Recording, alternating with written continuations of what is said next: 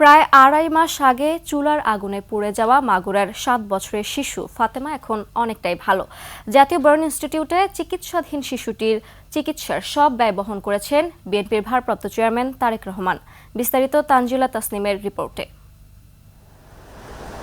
দরিদ্র পরিবারের সন্তান ৭ বছরের শিশু ফাতিমা।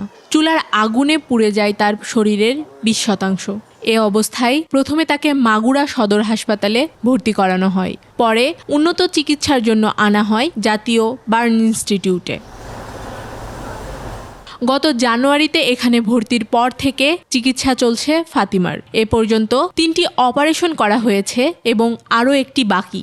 মোহাম্মদপুর হাসপাতালে নেছে, সেই জায়গাতে চিকিৎসা না করতে পারে আমাদের ওই জায়গা মানুষজন আমাদেরকে ঢাকা পাঠাইছে। আমার মেয়ে আগেছে অনেক সুস্থ আছে, আশা করি অল্প দিনের মধ্যে এটা ভালো হয়ে গেলে। কালার এক্সপার্ট, জর্জ স্যাপ এবং মাইল্ড অন হ্যান্ডস টেকনোলজি সমৃদ্ধ অরিক্স ক্রিস্টাল ওয়াশ আপনার লন্ড্রি এক্সপার্ট।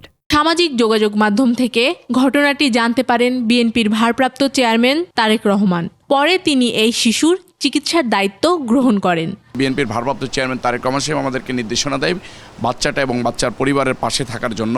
আমরা তখনই অ্যাম্বুলেন্স পাঠিয়ে বাচ্চাটাকে ঢাকায় এনেছি। ঢাকায় আনার পরে ট্রিটমেন্ট চালিয়ে যাচ্ছি। এইটা দীর্ঘ ২.৫ মাস যাবৎ এই বাচ্চা ফাতেমার ট্রিটমেন্ট চলতেছে। আশা করি এখন বাচ্চাটা অনেক ভালো অবস্থায় আছে। বিভিন্ন ক্রাইসিসে ভুগতেছে, তাদের পাশে আমাদের মানবিক নেতা বিএনপির ভারপ্রাপ্ত চেয়ারম্যান তারেক রহমান সাহেব অতীতে ছিল, এখন আছে, ভবিষ্যতেও থাকবে। দ্রুত সুস্থ হয়ে বাড়ি ফিরে যেতে পারবে ফাতিমা, এমন আশা চিকিৎসকদের। তানজিলা তাসনিম, ২১ টেলিভিশন, ঢাকা।